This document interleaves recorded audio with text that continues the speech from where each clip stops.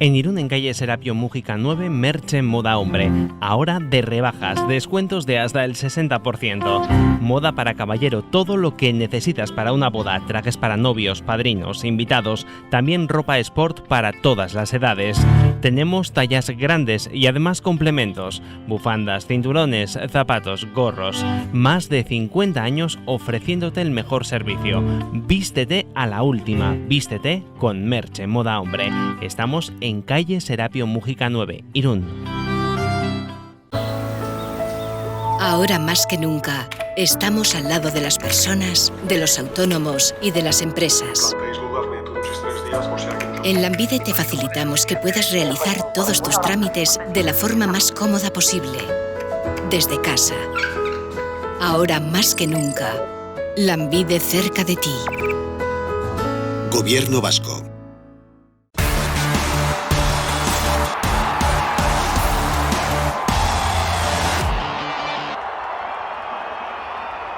Arratsaldeon, buenas tardes. Arranca esta edición de Kirolak Gaur con algunos datos de la información deportiva, pero anunciándoles que dentro de unos instantes estaremos con Leoncho García, es un maestro del periodismo deportivo, trabaja en el diario El País, pero que es divulgador en Televisión Española, Radio Nacional de España, en la cadena SER, ha sido director de la revista Jaque de ajedrez, es miembro, es consejero de la Federación Internacional de Ajedrez, también de ajedrez educativo, y sobre todo es un extraordinario comunicador en la vertiente deportiva. Recientemente estaba en Yekaterinburgo en el torneo de candidatos, precisamente aquel que un día en 1983 le llevó hasta Londres a un torneo de candidatos, y su capacidad para titular entonces el capítulo relativo a las tensiones este-oeste le llevó a lo más alto y granado del periodismo deportivo en nuestro país, y por eso se ha ganado no la simpatía, sino el reconocimiento y credibilidad profesional en este ámbito. Está de vuelta Leoncho García, hemos querido estar con él, y en realidad nos va a acompañar en directo en unos minutos, porque va a reflexionar sobre el ajedrez, por supuesto, sobre las nuevas tecnologías, sobre el hecho que hay que pensar en estas nuevas situaciones, y un mensaje de optimismo de cara al futuro. Muy bien informado en el ámbito internacional, acaba de estar con las máximas instancias en Rusia, en ese torneo de candidatos. No olviden que el presidente de la Federación Internacional de Ajedrez ha sido colaborador y viceprimer ministro de Rusia, tanto con Vladimir Putin como con Medvedev, y es un hombre muy informado a esos niveles y que ha desempeñado un papel muy notable en el desarrollo del ajedrez a lo largo de los últimos años. Bien, saben que Leoncho también, porque lo explicamos aquí en una conferencia, es comisario para el ajedrez, la aplicación de este deporte para el desarrollo de la inteligencia, en la exposición universal de Dubái, y allí en 2021, aunque no está planteado oficialmente, en 2021 se celebrará la final de ese torneo, un torneo mundial, entre el vencedor del torneo de candidatos y Carlsen. Actualmente es quizá el mejor jugador de ajedrez del mundo, y se tenía que haber disputado en Dubái este año, pues se traslada al 2021. Por lo tanto, esa es la referencia que podemos ofrecer en esos momentos. Bien, pues Leoncho García va a estar con nosotros. Dos detalles sobre la actualidad en este sentido. Ya hemos explicado que la Asociación de Clubes de Traineras quiere comenzar la temporada el 28 de junio, Eusko Label Liga. En el caso de retrasar la competición, al menos el día 4 de julio, como referencia, tiene que haber 12 regatas como mínimo para validar esa cuestión, más las 2 de playoff, y en la Liga Euskotren, en la categoría femenina, 8 regatas válidas con el playoff pertinente. Por lo tanto, esa es la clave, la que ha trabajado la Asociación de Clubes de Traineras, con una prueba inicial, la bandera CaixaBank, y luego en La Coruña como comienzo de competición. Hondarribia se situaría el 8 de agosto como escenario de su regata, de la regata de ACT. Pero, como estamos explicando en otras oportunidades, todo está en función de la evolución de la crisis sanitaria del COVID-19. Esto por un lado, pero esta mañana nos hemos desayunado también con la noticia que el Bayern de Múnich ha comenzado a entrenar por grupos reducidos en sus instalaciones. Bayern de Múnich, que es uno de los grandes clubes europeos, sin duda va a preparar, va a planificar el futuro inmediato para tratar de estar en las mejores condiciones posibles de cara a una reanudación del fútbol europeo. Fundamentalmente suponemos que en la Liga de Campeones los alemanes evidentemente tendrán buena información a ese nivel. Bien, ha arrancado esta misma mañana el Bayern de Múnich, por lo tanto atentos a ese dato. Y en cuanto a la actualidad más local, todavía no tenemos ninguna referencia concreta. Ya explicábamos el otro día la nueva presentación del proyecto de fútbol base del Real Unión, con la dirección de Gorka Echeverría, la llegada de Jordi Tellechea y de Iván Curiel a los órganos de decisión y de coordinación. Viene Curiel de Salamanca, del Unionistas concretamente, y tendremos tiempo evidentemente de explicar todos esos detalles, y del Bidasoa, pues que sigue sus procesos de recuperación, fundamentalmente de hombres como Jon Azkue lesionado en su momento, que sigue su línea, Mozabala o Paco Bart, los hombres que planteaban más problemas. El resto de jugadores está trabajando dentro del nivel que corresponde. Esta semana o la que viene también buscaremos una reflexión del doctor Jiménez, porque es una situación nueva la que se ha producido y ya los jugadores es muy posible que hayan perdido su pico de forma. Recuerden que el Bidasoa jugó al comienzo de marzo en Madrid cuartos de final de la Copa del Rey, con lo cual pues a ese nivel ya estamos ante una nueva situación que no tiene nada que ver con lo que hemos vivido hasta ahora. Bueno, pues eso es lo sustancial. Enseguida hablamos también de deporte con Leoncho García, porque nos va a contar, seguro, estoy seguro, además, asuntos, cuestiones muy interesantes.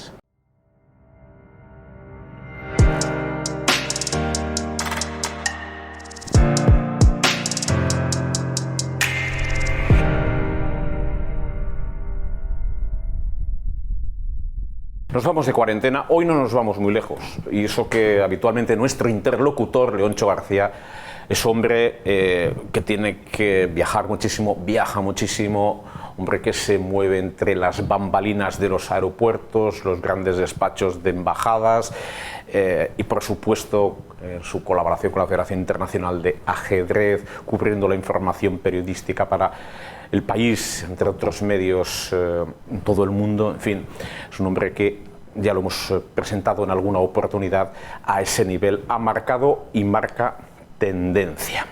Ha estado en Yekaterinburgo en el torneo de candidatos y ha tenido también que volver rápidamente. Él nos va a explicar la odisea, porque no deja de ser una odisea. Él conoce muy bien, evidentemente, en Rusia, conoce, como les hemos señalado, los entresijos de esa situación, conocía los detalles de ese torneo de candidatos y ha habido que volver.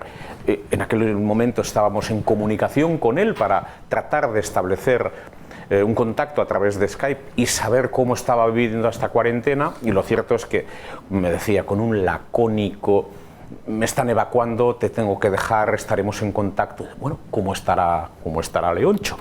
Y recibía una comunicación, afortunadamente estoy ahora en el mejor hotel del mundo. Leoncho García, muy buenas tardes, noches, ¿qué tal? Hola, Jean-Pierre, encantado de estar con vosotros de nuevo. Oye, ¿cuál es el mejor hotel del mundo? Almirante Arizmendi 4, que es mi casa. Es que conoces tantos hoteles en el mundo, Leoncho, ¿eh? Sí. Bueno, explícanos la odisea, de alguna manera, que has tenido que pasar. Primero, ¿dónde estabas? Vamos a situar dónde estabas. Estabas en el torneo de candidatos. El vencedor de ese torneo tendría que disputar esa gran final en la Expo de Dubái, frente a Carlsen, el noruego, que es la gran referencia del ajedrez mundial en estos momentos. ¿Dónde estabas y por qué estabas, evidentemente, allí? ¿Y cuál era la referencia? Leoncho. Bueno, Yekaterinburgo es la puerta de los Urales y de Siberia. Está como a 1.500 kilómetros al este de Moscú. Es una de las ciudades más importantes de Rusia, donde asesinaron al zar, por ejemplo, poco antes de la revolución bolchevique. Y nada, yo en principio, lo primero que quiero dejar claro es que no quiero dar la imagen de haber sido un héroe con esta pequeña odisea que tuve. Porque en realidad, en principio, yo no estaba en malas condiciones. Hombre, fue una faena bastante gorda desde el punto de vista profesional, que nada más llegar, por el hecho de proceder de España, pues me meten en una cuarentena de 14 días. Eso me obliga a no salir de la habitación de mi hotel, pero la línea de internet que tenía en la habitación era buena y, por tanto, la información a la que yo tenía acceso sobre el torneo no era obviamente tan buena como si yo estuviera directamente hablando con los jugadores en la sala de juego o en la sala de prensa, pero digamos era más que aceptable para que mi trabajo diario para el país fuera de alta calidad. La cosa empezó a ponerse bastante peor hacia el lunes 23, cuando a través de la Embajada de España y de amigos que tengo entre los corresponsales extranjeros en Moscú, me dicen que Putin está pensando seriamente en tomar medidas realmente graves. Y se pone todavía peor cuando el jueves 26 se decreta que en 24 horas van a cerrar el espacio aéreo de Rusia para vuelos comerciales. Y claro, mi cuarentena terminaba el sábado. Y digo, ¿y cómo voy a salir yo de aquí si estoy en cuarentena, no? Llevabas 12 días de cuarentena, ¿no? en el hotel, ¿no? Y ahora pendientes de una evacuación que era urgente en un jet, ¿no? Prácticamente. Sí. Con lo cual sí era una situación tensa. Eso es, en el transcurso, ahí fue donde me sentí realmente un poco angustiado, pero en el transcurso de varias horas conseguí hacer varias cosas, todas positivas. Primero, conseguí el segundo resultado negativo de mi prueba. A continuación conseguí un certificado firmado por 4 médicos donde se daba fe de que yo había tenido 2 pruebas negativas. Tercero, conseguí que la Federación Internacional de Ajedrez, la FIDE, me metiera en un jet privado, o sea, me guardase una plaza en un jet privado que iba a volar esa tarde o noche de Yekaterinburgo a Rotterdam. A continuación encontré por casualidad que había un vuelo no cancelado Ámsterdam-Burdeos. Y por último, gracias al alcalde de Irún, a quien le estoy muy agradecido, por cierto, conseguí que el delegado del gobierno en Euskadi le extendiera un salvoconducto a mi hijo para que pudiera ir a buscarme en coche a Burdeos, porque ni los trenes ni los coches de alquiler funcionaban. Y entonces, combinando todas esas cosas, conseguí salir de allí, aunque hubo un momento, digamos, de máxima tensión, que es cuando llego al aeropuerto, al control de pasaportes, y entonces, claro, yo tenía terror a que el policía teclease mi nombre para comprobar si yo estaba en la lista de cuarentenas, porque entonces no podía salir de Rusia y corría el riesgo de quedarme allí semanas o meses, quién sabe. Entonces el truco que usé fue darle encima de mi pasaporte, le di el certificado firmado por 4 médicos, de forma que eso fuera lo primero que él leyese. Y ese truco funcionó bien, porque al leer eso ya no se le ocurrió mirar si mi nombre estaba en la lista de cuarentenas, y ya todo fue bien a partir de ese momento. Claro, además médicos rusos. ¿Cómo? Te digo que además, lógicamente, médicos rusos. Sí, exacto. Estaba no había triquiñuela de un tercer país o de la Unión Europea en este caso. Exactamente. Sí. Fue disuasorio para ese agente de la autoridad, ¿verdad? Eso es. Esa fue la clave. Bueno, pero llegaste. Quiero saber ahora, porque yo te dejé, yo creo que en la escalerilla del avión, bueno, se evacúan a los jugadores, había 3 jugadores rusos, había 2 chinos, había un francés, había uno de los Países Bajos. Sí, y un estadounidense. ¿Los rusos también entraron en ese vuelo o no? ¿O erais solo los que teníais que salir? Los rusos y los chinos fueron evacuados por otra vía. Ajá. Y yo fui con los neerlandeses, porque además del jugador había algún fotógrafo, algún directivo, etcétera, con el jugador francés y con el estadounidense. Ahora te iba a preguntar, bueno, llegaste a casa, todo ha ido bien y bueno, pues no sé si te dará tiempo, habrás escrito o te dará tiempo para escribir alguna cuestión de esta referencia. Yo ahora te voy a hacer una pregunta. Estuve en una maravillosa conferencia que diste en Irún y recogías que uno de los filósofos importantes, que era Stordijk, en El País señalaba que la vida actual no invita a pensar. Yo digo, después de esta crisis sanitaria, ¿tendremos que pensar como quiere el filósofo en este caso, o como es necesario, o como se reivindica? Espero no ser demasiado optimista o incluso romántico si pienso que el acojono general que el mundo siente en este momento va a servir para que pensemos más que antes.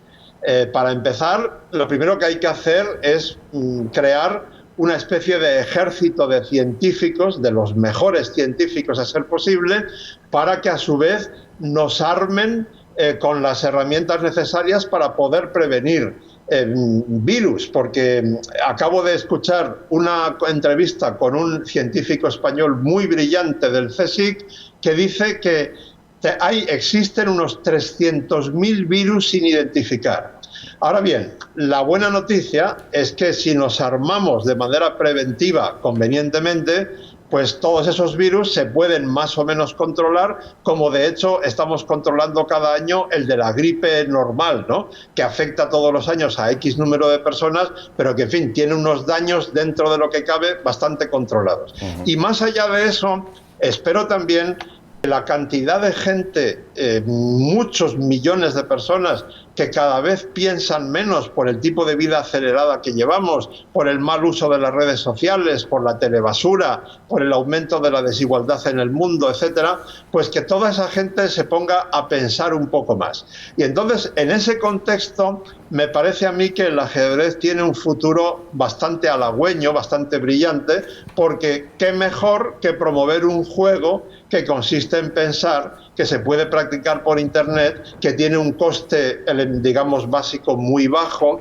y que tiene estudios científicos que avalan su enorme utilidad tanto educativa como incluso terapéutica, por ejemplo, si hablamos de retrasar el envejecimiento cerebral y el Alzheimer, etcétera. De manera que esa es mi esperanza, que dentro de lo horrible de esta pesadilla que estamos viviendo, pues podamos sacar algunas lecciones, y una de ellas podría ser que el ajedrez es una herramienta muy útil para la sociedad. Y para pensar, hay que pensar, reivindicar más. Es que es curioso, porque hace un mes tú recogías ese guante en la conferencia que ofreciste en Palmera Montero, es decir, hay que pensar. Y es verdad que para pensar que hay que parar de vez en cuando esta sociedad electrizante que nos lleva a no se sabe dónde nos llevaba. Sí, pocas veces en mi vida, quizá ninguna, he sentido tanto tener razón, pero esta desgracia, pues sí, me da la razón. Yo llevo un año empezando mis conferencias hablando de la idioticracia. Es decir, hay una tendencia muy peligrosa en el mundo hacia la idioticracia, y eso es lo que explica que millones de personas estén eligiendo como presidentes de varios de los países más importantes del mundo a personas claramente incapacitadas, incompetentes para ocupar ese puesto. Y el número uno de ese ranking, sin duda alguna, sería Donald Trump en Estados Unidos. Pero es que en este caso concreto del coronavirus, yo me he enterado en los últimos días, como me imagino que casi todos, que hace 5 años Bill Gates ya advirtió de que los virus son en este momento más peligrosos que las guerras o incluso que el terrorismo islámico, por ejemplo, ¿no? Pero no solo Bill Gates, es que en los últimos días he estado encontrando estudios científicos o artículos escritos por economistas y científicos muy prestigiosos que advertían clarísimamente de este peligro. Entonces la pregunta es, ¿cómo es posible que ni en China, ni en Estados Unidos, ni en Japón, ni en el Reino Unido, ni en Alemania, ni en Francia, ni en Rusia, ni en ninguna parte, nadie les haya hecho ni puñetero caso, cuando lo que estaban advirtiendo era de una gravedad extrema, ¿no? Bueno, pues en fin, mi esperanza está, como decía antes, en que nos hayamos asustado tanto con esto que finalmente hagamos lo que teníamos que haber hecho antes, ¿no? Era al hilo hablabas de un escritor uruguayo de Washington, Abdala, que publicaba ese Homus Idiotus en 2019. Hablabas de ese detalle, ¿no? La idiosincrasia de la que hablabas también. Pero ¿tú crees que el ser humano será capaz sí, o querrá reaccionar después de esta crisis mundial? Por eso yo me agarro a lo que llamaba al principio, empleando un lenguaje popular, el acojono general. Es decir, esto no es una cuestión de si Pedro Sánchez o Casado o el otro o el de la moto. O sea, esto es una cuestión del Homo sapiens en su conjunto. El Homo sapiens ha fallado estrepitosamente en las últimas décadas, cuando resulta que disponemos de la tecnología más avanzada de la historia y cuando el mundo ha cambiado probablemente más en los últimos 25 años que quizá en todos los demás periodos de 25 años de la historia, o salvando tal vez muy pocos, ¿no? La invención de la imprenta, la invención de la rueda o el descubrimiento del fuego, en fin, tal vez comparado con esos periodos. Y además, en los próximos 25 años, todo el mundo dice que el mundo va a cambiar otra vez muchísimo. Entonces, bueno, creo que es un momento en el que la idioticracia no es admisible. Lo que necesitamos es justo todo lo contrario, ¿no? Necesitamos poner a la gente más capacitada y más inteligente en los puestos clave para poder tomar las decisiones fundamentales, ¿no? Leoncho, tú has dicho en algún foro, en algún escenario, o lo has escrito, que los ajedrecistas y directivos se parecen. Aquello que tienen que tomar decisiones difíciles, con rapidez y bajo presión. ¿Estamos en ese momento?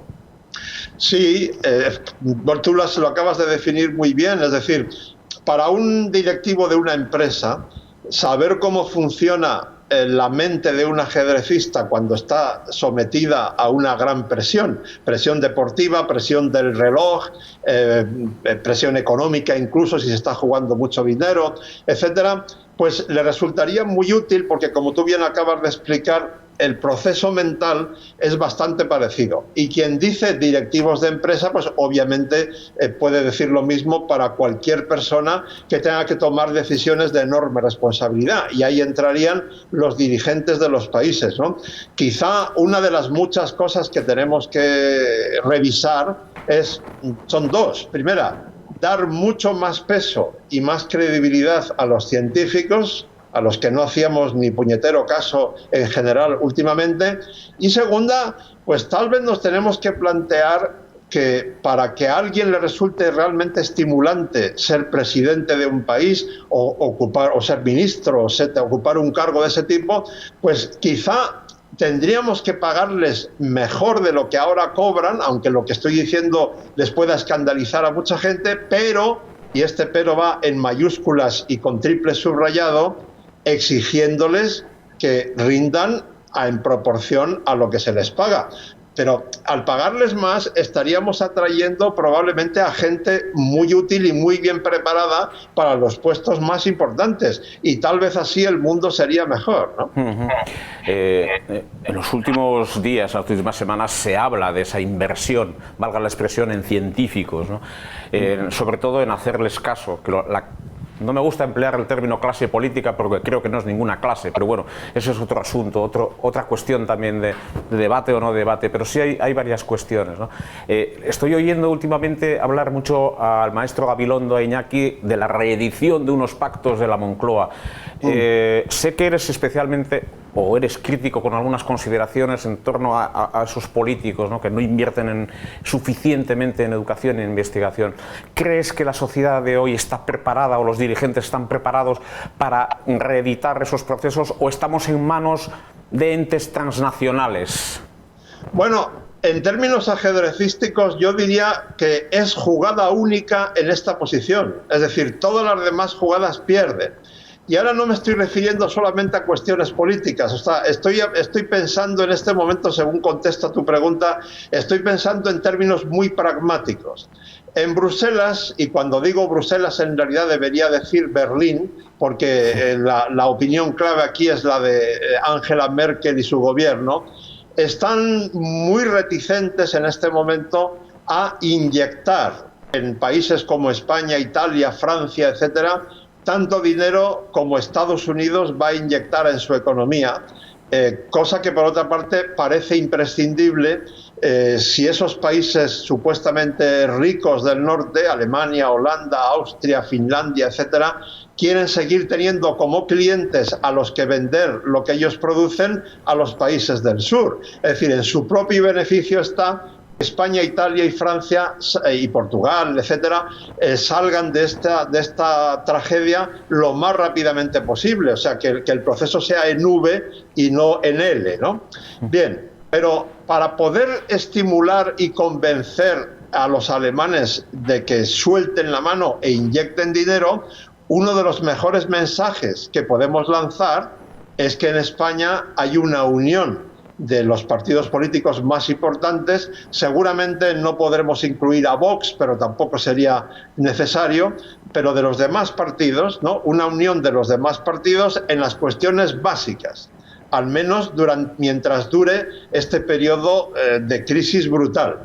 Si en Berlín ven algo así, que hemos firmado un pacto que agrupa a casi todos los partidos políticos españoles, hombre, pues a la hora de soltar la pasta, supongo que lo harán con bastante menos miedo que si esto es un caos total y va cada uno por su lado, ¿no? Has hablado de Alemania, de Angela Merkel, de Berlín. Curiosamente, esta misma mañana el Bayern Múnich comenzaba a entrenar por grupos. No era ninguna concentración multitudinaria, pero nos hemos desayunado con esa referencia. ¿Te sorprende esta situación?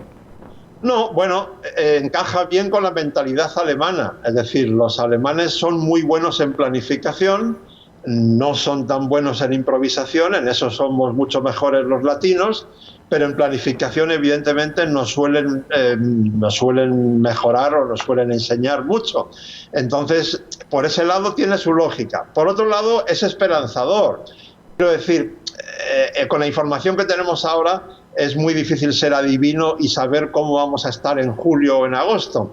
Pero los planes que se están haciendo de que las ligas de fútbol se reactiven, aunque sea sin público en el estadio me refiero, sí por televisión, en julio, agosto, bueno, tiene bastante sentido común, porque para julio, si las medidas de confinamiento han funcionado bien, pues se podrán jugar probablemente partidos de fútbol sin que haya decenas de miles de personas juntas en el estadio, pero con los demás protagonistas esenciales en el campo, ¿no? Así que me parece esperanzador y bastante sensato al mismo tiempo, ¿no? Bueno, ¿crees que el fútbol está un poco neurótico a este nivel? Quiero decir, estoy escuchando en prácticamente todas las cadenas de radio, prácticamente estamos hablando todo el día de cuándo se van a volver a disputar las competiciones, qué fechas, marcando plazos, marcando de alguna manera programaciones, calendarios.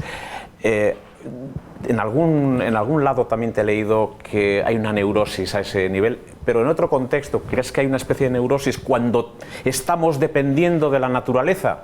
Porque la naturaleza, además, como decía el Papa Francisco, no perdona, pero es que no perdona nunca, Leoncho. Bueno, esa neurosis se puede explicar racionalmente de varias maneras. Primera, algo que entenderán todos nuestros espectadores en este momento, es que el fútbol profesional mueve tales cantidades de dinero que, claro, tiene mucha lógica que haya muchísima gente muy preocupada ante la perspectiva de que esto se convierta en un desastre económico. Por otro lado, hay una razón que tú y yo como periodistas entendemos bien. ¿De qué pueden hablar estos días los periodistas deportivos? Si están acostumbrados a que el 90% de sus espacios se destine al fútbol y el 10% al resto, simplificando mucho, con todos los matices que podamos añadir a lo que acabo de decir, pues claro, tiene su lógica que ahora, al menos durante las primeras semanas de confinamiento, se centren en eso, porque les resulte bastante difícil empezar a cambiar de chip y, digamos, dar prioridad a cosas que no sean fútbol. En general, el fútbol a mí me parece un deporte magnífico, es decir, es precioso cuando se juega bien y no hay un exceso de tácticas conservadoras, pero es verdad que también se ha convertido en una neurosis colectiva. Es decir, hay muchos millones de personas en demasiados países del mundo que de lunes a domingo tienen gran parte de su cerebro ocupado por un balón de fútbol y sus consecuencias, y apenas les queda sitio para las cosas más elementales de la vida. Entonces, bueno, eso tiene también bastante que ver con lo que decía antes de la idioticracia, sería otro factor añadido. Insisto, me parece bien que se fomente el fútbol como pasión masiva, pero con ciertos límites, es decir, por ejemplo, intentando que los futbolistas reciban algún tipo de formación, aparte de la técnica del fútbol, en el sentido de que son modelos de comportamiento para millones de niños. Entonces, cuando un futbolista, entrenador, etcétera, insulta a otro en público o le meten los dedos en los ojos a un colega de profesión, etcétera, etcétera, el ejemplo que están dando para los niños es realmente espantoso. O cuando esos padres que van a los partidos de fútbol de sus hijos se dedican a insultar al árbitro delante de los niños, pues en fin, eso simplemente no puede ser. O sea, tendríamos que pensar en estas cosas seriamente, ¿no? Yo creo que también el forofismo también ha llegado a los medios, a nuestra profesión, y grandes diarios nacionales, no hace falta hacer publicidad de ellos en estos momentos, sobredimensionan ciertos acontecimientos, está claro, y desdeñan otros, ¿no? Es solamente... hay que ser especial, un poco críticos con lo que estamos haciendo también a ese nivel. El forofismo se come de alguna manera a conceptos más racionales, ¿no? Y solamente hablamos de fútbol y no hablamos de otra cosa. Y también en cuanto al fútbol, y si hablamos de medios nacionales, sobre determinados equipos, ¿no? Sobre determinadas rivalidades, Real Madrid, Barcelona y todo lo demás, es como si no existiera, ¿no, Leoncho?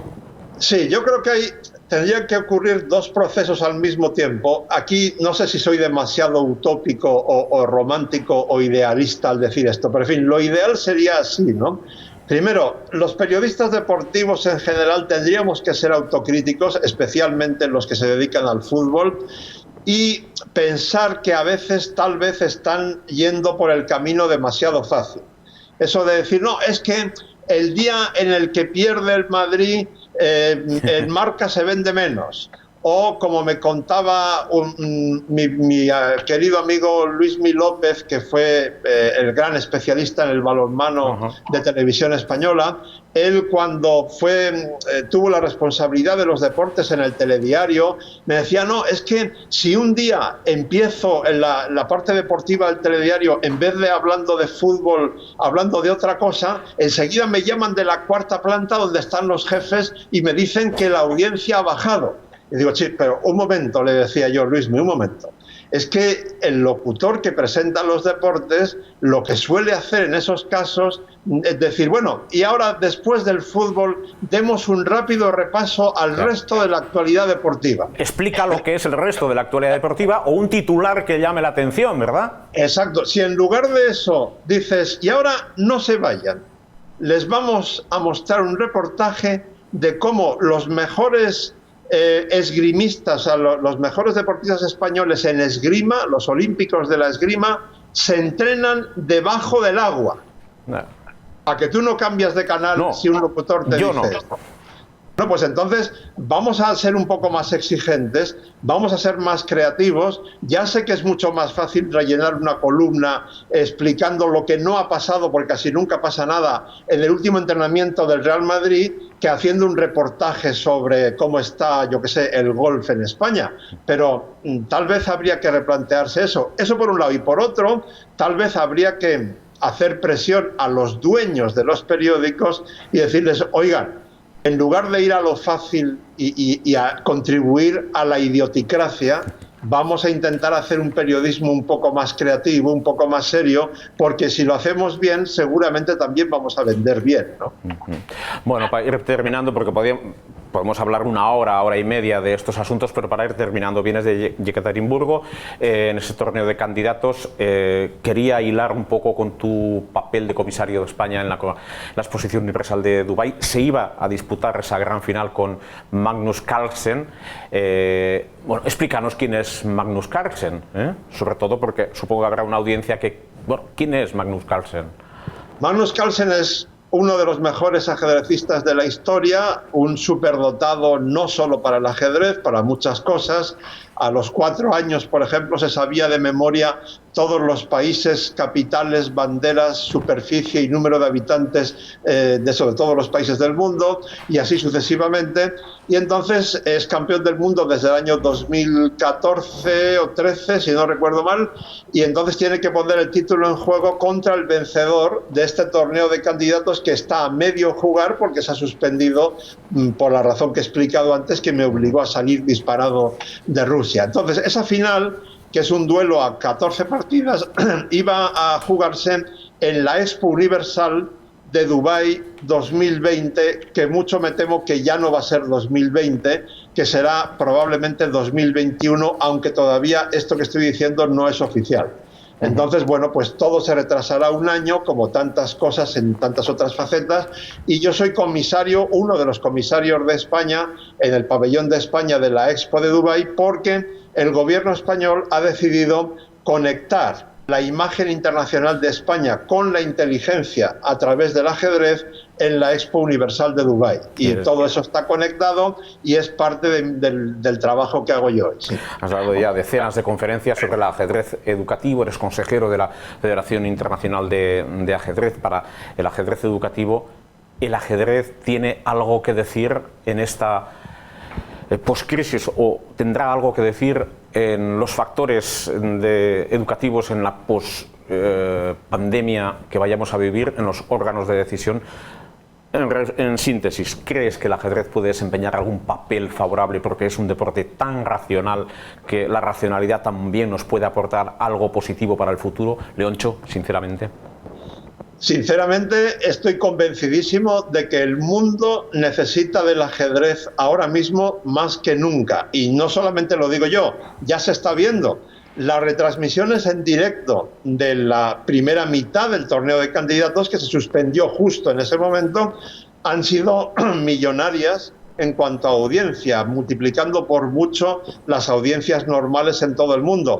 Ahora mismo las escuelas, como todo el mundo sabe, están cerradas, muchos maestros están haciendo teletrabajo, por tanto yo no puedo ir ahora mismo a dar conferencias o a dar talleres de formación de maestros, pero me consta que cada vez está subiendo más la demanda del ajedrez como herramienta educativa.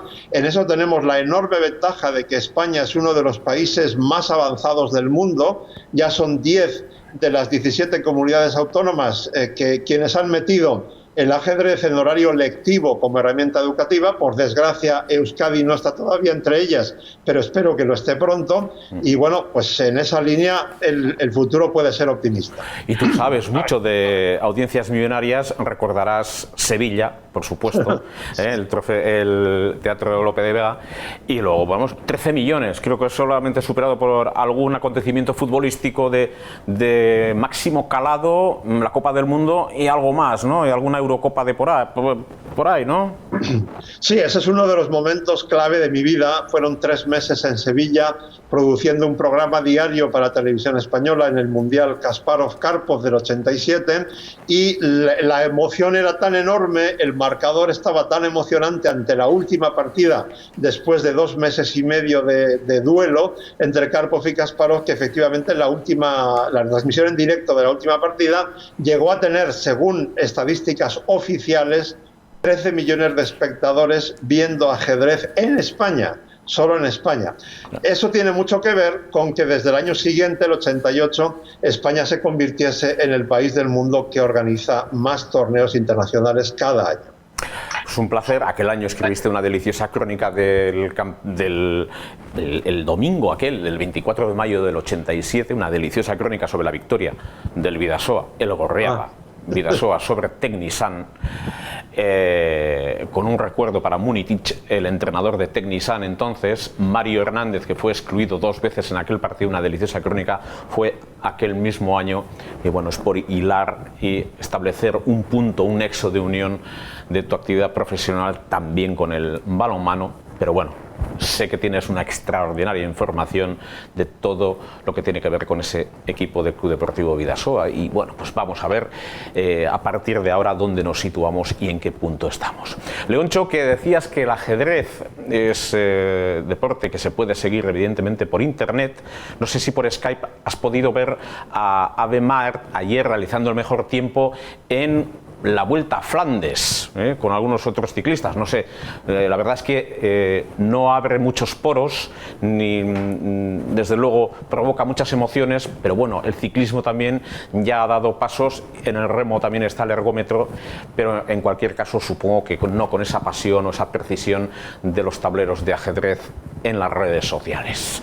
No, pero yo animo a la gente a que se agarre a sus pasiones, porque el ciclismo, el remo, el fútbol, la pelota vasca, el ajedrez o el balonmano, lo que sea, porque estoy convencido de que más temprano que tarde esta pesadilla que estamos viviendo ahora con tanta intensidad y que nos puede deprimir, la vamos a ver como un pequeño punto negro en una línea blanca. Eso ocurrirá dentro de poco tiempo cuando podamos verlo en perspectiva. Así que ánimo a todos porque esto pasará. Nos vamos, si situamos los últimos 100 años, desde la mal llamada gripe española del 18, las 2 guerras mundiales o las guerras en este caso en Corea, o los franceses en Indochina, o alguna epidemia que sufrieron los franceses en los 50 y algún otro desastre que ha habido, quiero decir que la humanidad será capaz de resolver también esta cuestión. Lo he hecho yo por mensaje positivo a la sociedad, antes de la despedida, Leoncho. Claro que sí, pues es lo que acabo de decir, lo suscribo. Ánimo, porque dentro de menos de lo que pensamos habremos superado esto y saldremos juntos y podremos volver a los chocos, a hacer nuestras cenas y a estar con los amigos. Y en fin, evidentemente en el camino habremos perdido quizá a alguien, lo habremos pasado mal económicamente, pero en fin, saldremos de esto en general. Mucho ánimo. Pues nada, te agradecemos el detalle que has tenido de compartir unos minutos con nosotros en casa y hasta pronto, que queremos seguir aprendiendo de tus experiencias y seguro que nos traes información de interés. Leoncho, muchas gracias por estar con nosotros, un abrazo, buenas tardes. Siempre es un gran placer hablar contigo, Jean-Pierre, y un abrazo colectivo virtual a todo el mundo. Pues nos despedimos, gracias Leoncho por estar con nosotros. Nos invita siempre a la conversación porque todavía quedan en el tintero muchos asuntos, muchas reflexiones con Leoncho García, que es un libro abierto y desde luego que nos cuenta experiencias francamente importantes e interesantes. Nos vamos con esa fotografía de aquel Irún distinto, en este caso estamos viendo la zona de Beovia. Beovia, vemos ahí centro del río Bidasoa, son aguas internacionales desde Endarlaza, son aguas internacionales, la isla de los Faisanes, el condominio más pequeño del mundo.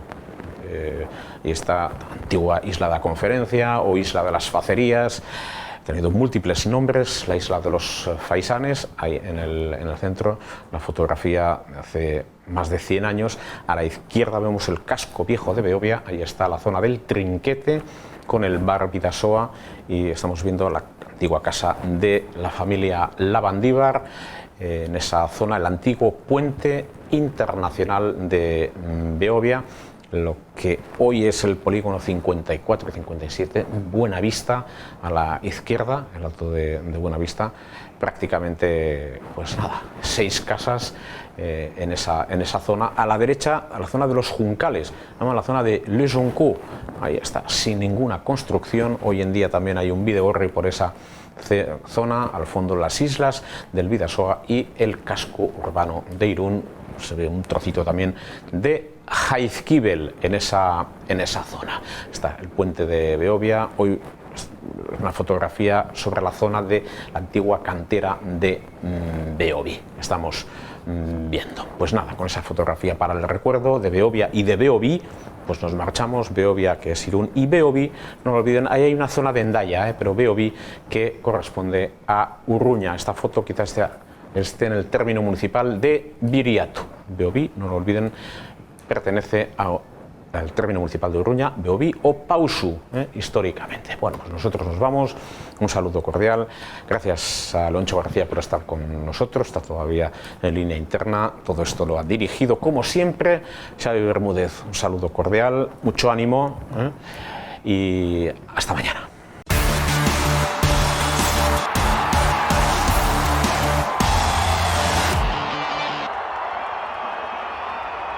En Irún, en calle Serapio Mújica 9, Merche Moda Hombre. Ahora de rebajas, descuentos de hasta el 60%. Moda para caballero, todo lo que necesitas para una boda, trajes para novios, padrinos, invitados, también ropa sport para todas las edades. Tenemos tallas grandes y además complementos, bufandas, cinturones, zapatos, gorros. Más de 50 años ofreciéndote el mejor servicio. Vístete a la última, vístete con Merche Moda Hombre. Estamos en calle Serapio Mújica 9, Irún. Orain, inoiz baino gehiago, pertsonen, autonomoen eta enpresen ondoan gaude.